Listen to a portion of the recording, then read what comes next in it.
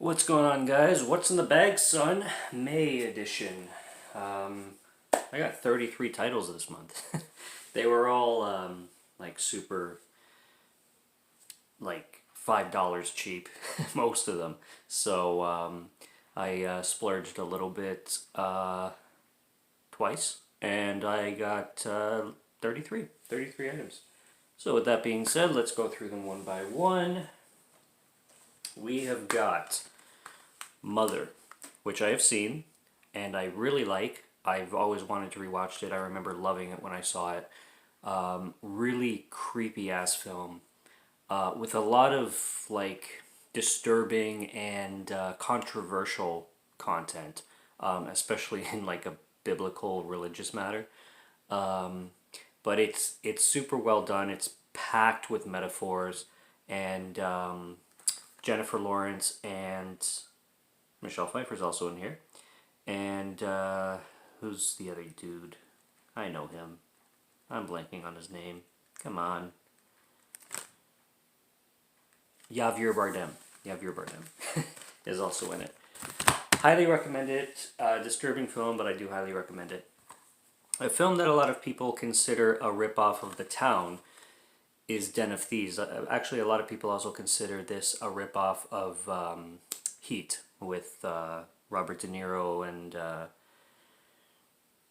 Al Pacino and everybody else that was in Heat. But this one's really good. It's well casted. Like Gerard Butler and O'Shea Jackson Jr. kill it, and it's a great film. Like it's well shot, it's well acted, and it's entertaining. Like if you like The Town and you like Heat, then check this one out for sure. I wouldn't say it's like a blatant ripoff to the point where, like it's not like word for word ripoff or scene for scene ripoff. It's just it's a heist movie. Like what do you expect? Heist movies are heist movies. So still a recommendation for me. A film I watched with Nick Cage, one that's famous, of course, for Nick Cage being Nick Cage, is The Color Out of Space. I like how it's also based on an H.P. Lovecraft story and came with a slip, which is always a bonus. And yeah, it gets under your skin. This this film has if like mutants and like deformities of people or things bother you, this is packed with it. Like without spoiling much, because this deals with like different dimensions combining kind of thing. So you get one dimension combining with another dimension, and that makes people literally like combine with each other. It's fucked up. It's entertaining though, and it's a really well done or well shot film, and it's a great Lovecraftian story. And I do like the daughter character and how like goth she is and like Celtic she is. She she's a good character. So is everybody else in the film.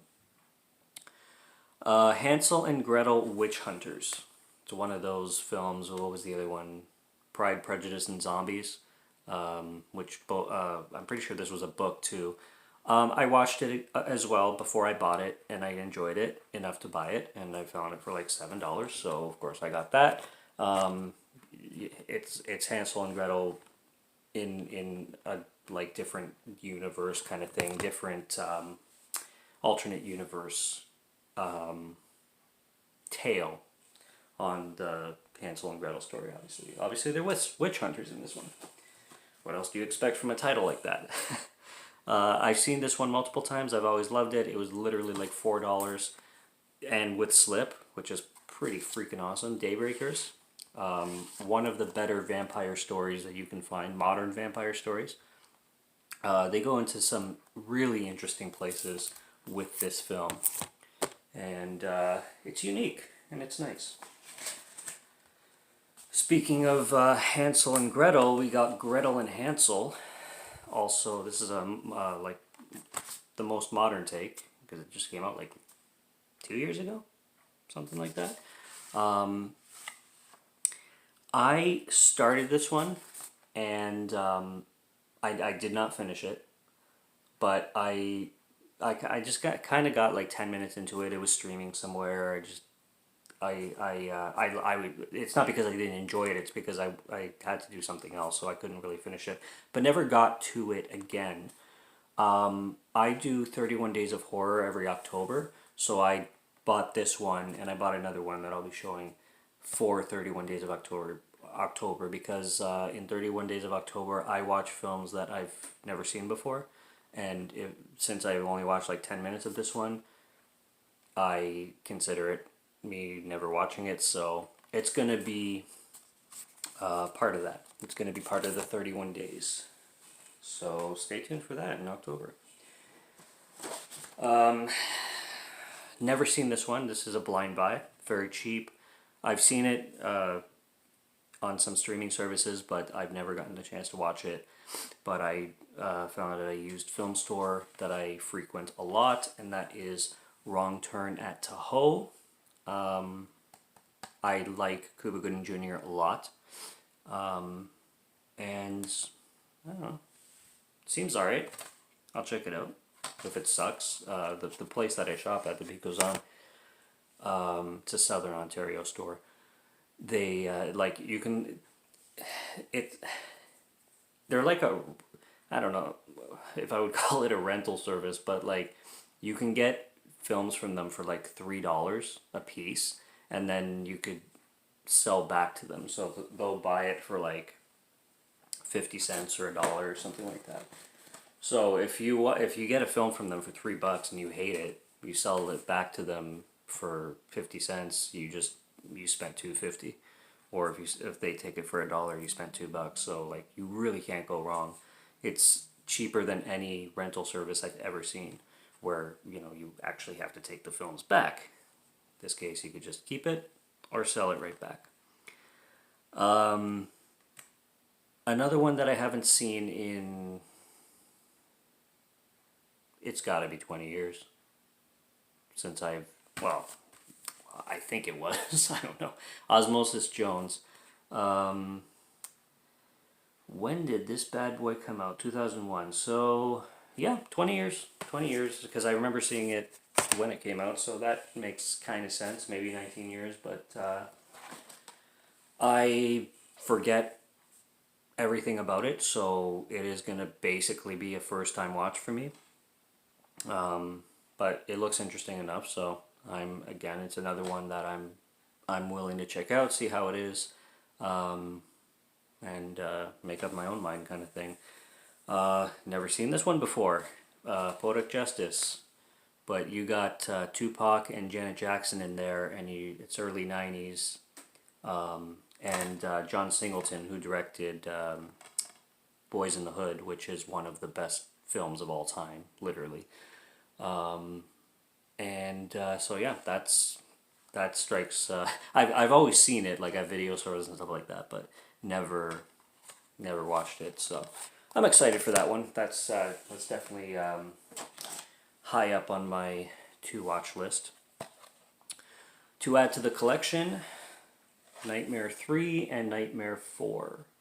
A Nightmare on Elm Street. You know what I'm talking about.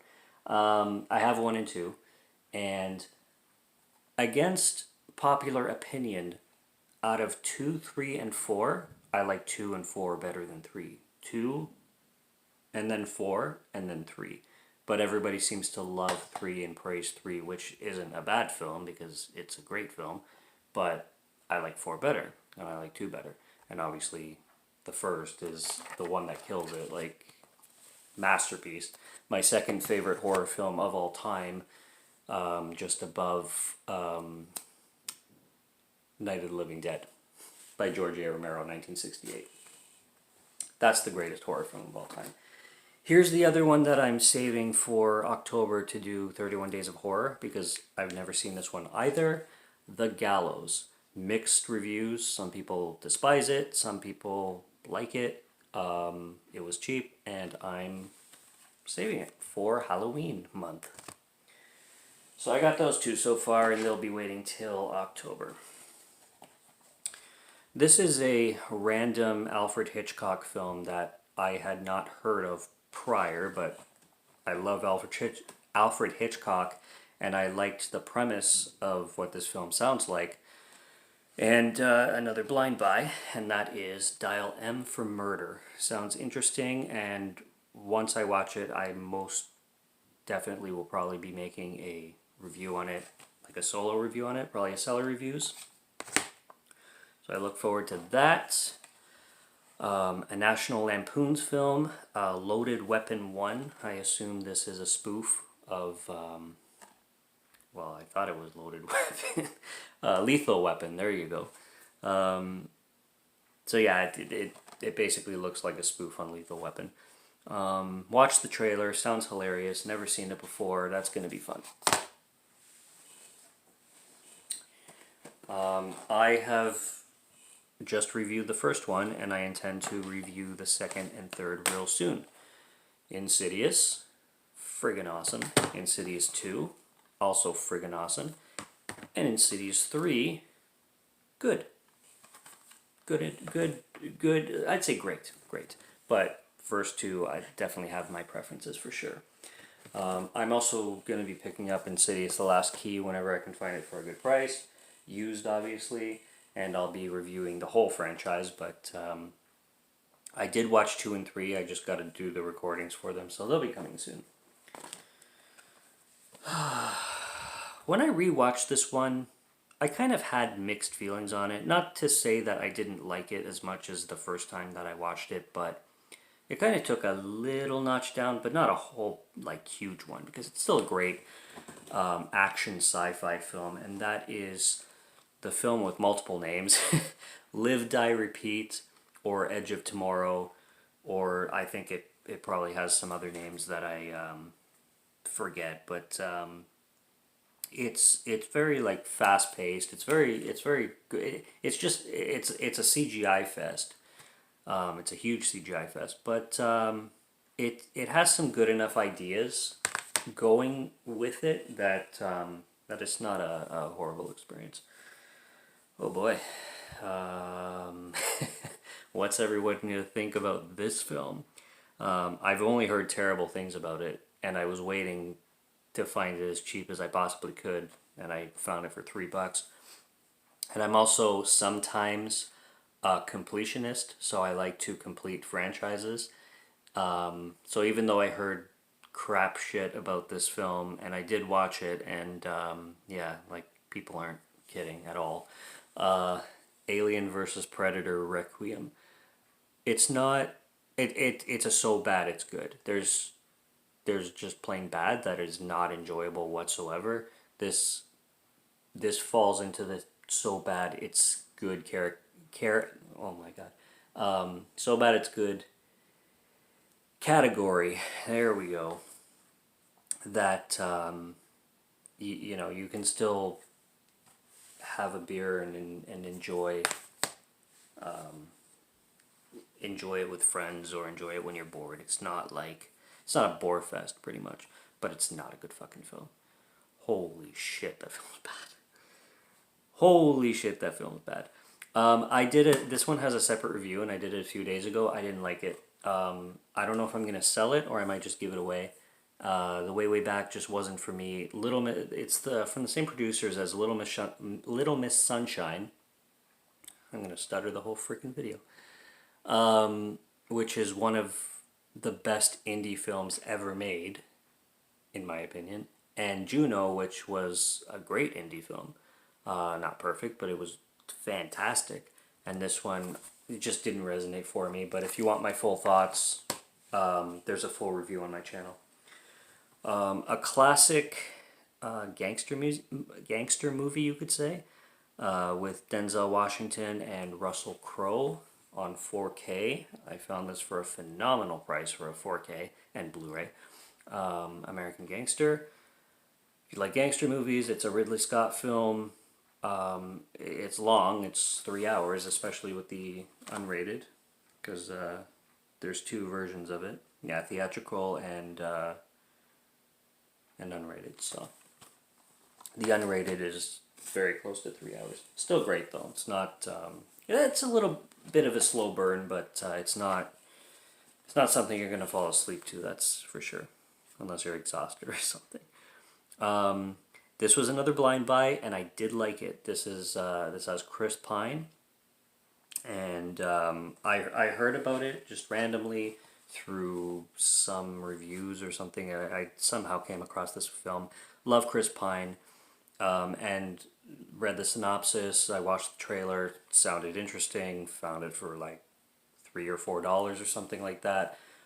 Small Town Saturday Night. It's a good indie film. The trailer is a little bit misleading because this film is way darker than the trailer makes it out to be. The trailer kind of sells it as like this romantic drama kind of comedy. No, it's dark. It's there's some shit in here that like even see like with the advertising you would think it's somewhat heartwarming, but no, he's a horrible human, and she's a victim 101, and he's being Chris Pine. So it's a great film, though. It's not. Again, it's not. I think he gave it like a 2.5 stars out of 5 on what's it called, Letterboxd. But it's worth a watch. I would recommend it anyway. Have not seen this one yet, but it has Ron Perlman, and it's directed by Larry Fessenden. That sells me. Found it cheap. The Last Winter. I love my horror films. This one looks interesting. It says feverishly real and terrifying. Most likely we'll get a single review once I watch it. So we'll see how that goes. Film I loved in another franchise that I also love. This was a positive one, and that's Leatherface. Brutal as shit, man. For anybody who's seen it, they know exactly what I'm talking about. It's I don't know. It might challenge Rob Zombie with fuck, necrophilia and everything. Oof. But I liked it because I love horror, of course. A film that every single critic in the world hated. I'm pretty sure it's still at 0% on Rotten Tomatoes. But what the fuck is so bad about this film? It's not a great film, but why is it horrible? I don't know. The lead in it gives a remarkable performance, and it's also got Charlotte Gainsbourg, who is in pretty much every one of Lars von Trier films. Dark crimes, man. Jim Carrey kills the role in this film. Like, smokes it right out of the water. He's great. Now, there is one thing I don't like, and it's a gripe I have with a lot of films that are produced in other countries. This film takes place in Poland, and everybody in it is Polish, and they're all speaking English at all times. That really bugs the shit out of me because people in Poland don't talk in English all the time. You know, like news broadcasters, people in professional positions, they speak fucking Polish. They're in Poland. Why do you make a film that takes place in Poland? The fucking police cars say Polski, like Poliski or whatever, and everybody's speaking in English. Every person. It grinds my gears. It grinds my gears. So I'm not saying that this film is amazing, but it's not 0% bad. Like it's disturbing too. It's pretty friggin' dark, but I mean, I just showed Leatherface, so yeah. 2 I picked up just for fun, shits and giggles. They were cheap. I like Joyride a lot, and I decided to check out Joyride 2 and Joyride 3, so I completed that collection. I watched them both. I really like them. Maybe I'll do separate reviews on them too, or maybe I'll just review the whole franchise. They're different than the first. The first is like thriller focused, and those are much more horror-esque. The second one, there was parts in it that actually really reminded me of Wolf Creek 2. The second Wolf Creek, especially in the third act. I won't spoil it for people who haven't seen it, but the third act and a lot of other parts of it really reminded me of a Wolf Creek in like America instead of Australia. Real good stuff though. Love them. I love them both. I really love them both. They have their own feel than the first one. It's not. They don't have much like continuation or continuity outside of the killer. That's pretty much it. They're pretty much their own thing. They're very much enjoyable as their own standalone films. A lot of people have very mixed feelings on this film, and it's a very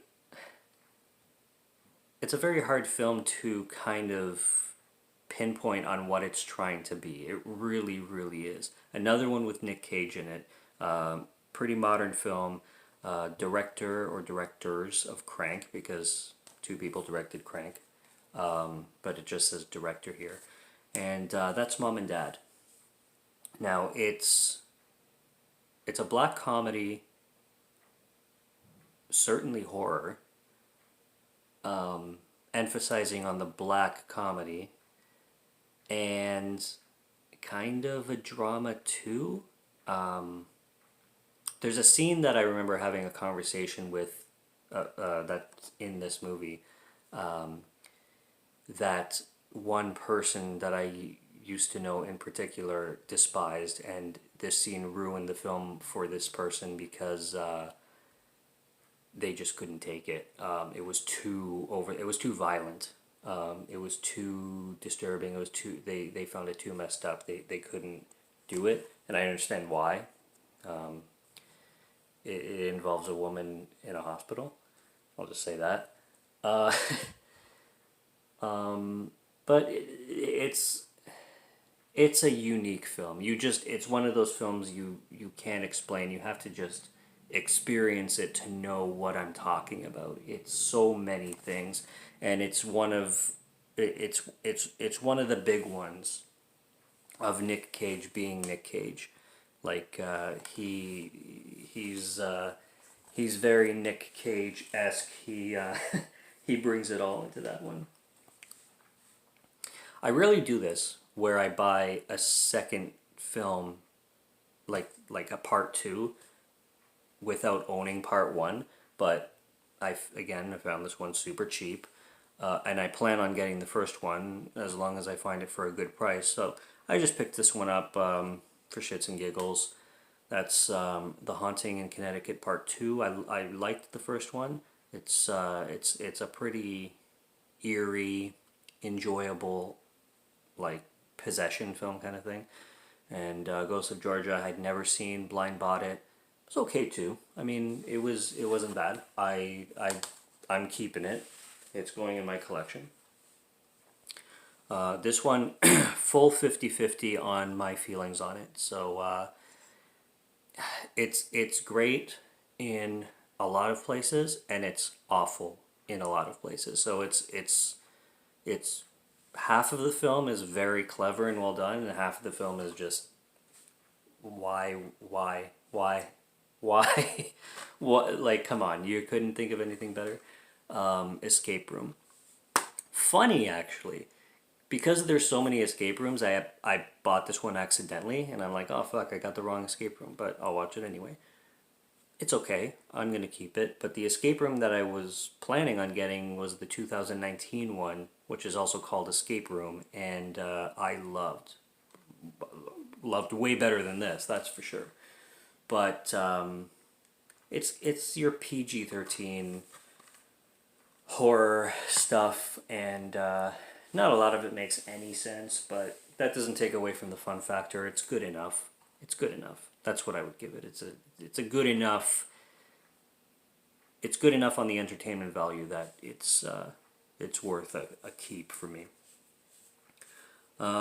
This is one that I've seen also multiple times. It's kind of an older comedy. I love the actors in it. You got Seth Green, Matthew Lillard, and Dax Shepard. You always get those guys together, and that's Without a Paddle. And I found it on Blu-ray for a pretty good price. And I had streamed it recently before I bought it, because I hadn't seen it in a long time, probably almost like 10 years. And then I rewatched it, streamed it, loved it, found it cheap, definitely wanted to buy it, and definitely wanted to add it to my collection, and now it is in my collection. Another one that I can say the exact same thing to, something that I seen years ago, definitely over a decade on this one. It's got Vince Vaughn, and I just remember like parts of it, but I've wanted to rewatch it. Again, I love finding these films at used video stores that are like under $5 that I used to recall and miss, because again, like I said, with The Beat Goes On, you could just, if the movie sucks, you could just sell it back to them. So it's literally a win-win-win. So, but that's Thumbsucker. Indie film, very indie. We got Best Actor at Sundance, Berlin International Film Festival. I don't see Toronto International Film Festival. Damn it. But yeah, it's very indie. It's heartwarming, and it's got a lot of people actually that have been around for years, but kind of like maybe not necessarily made their starts, but it's an indie film. I love indie films because they're independent. There's a lot more heart and soul put into independent films than there is bigger budget films. There just is. Doesn't mean that every indie film is going to be great, but there's definitely a lot more heart, a lot more passion in indie films. So, when I see one with a good cast, and like The Way Back, for example, didn't ended up liking it, but with the cast and it being a complete indie film, I'm always going to give films like that a chance. So, and this is the last one. This is one that I was pretty bothered by this one when I watched it. It's by Martin Scorsese.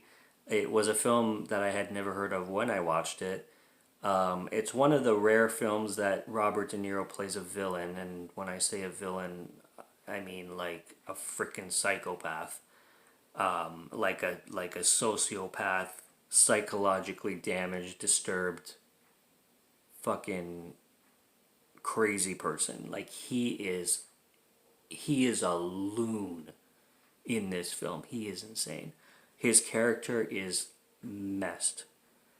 But it's I watched it. It bothered me, but then I could never stop thinking about it. There's one scene in particular also involving Robert De Niro and an 18-year-old. What's her name? Juliette Lewis. 18-year-old actress Juliette Lewis playing a high school girl or something.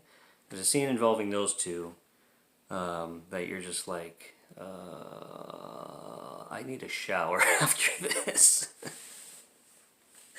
But yeah, it's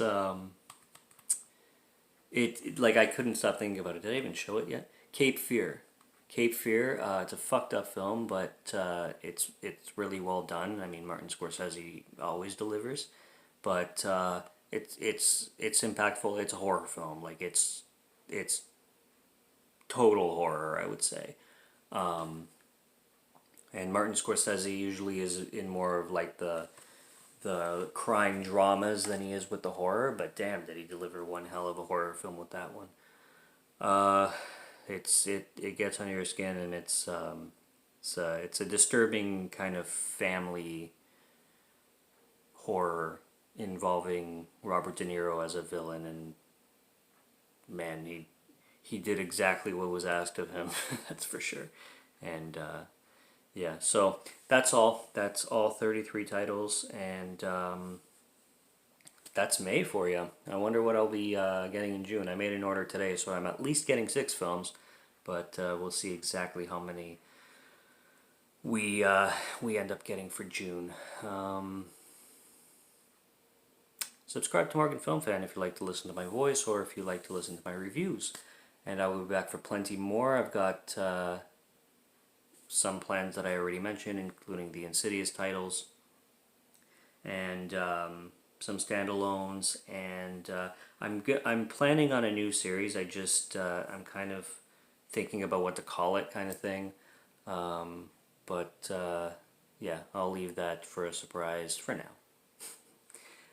Take care, and I'll be back with some more reviews. Until then, cheers, have a good one.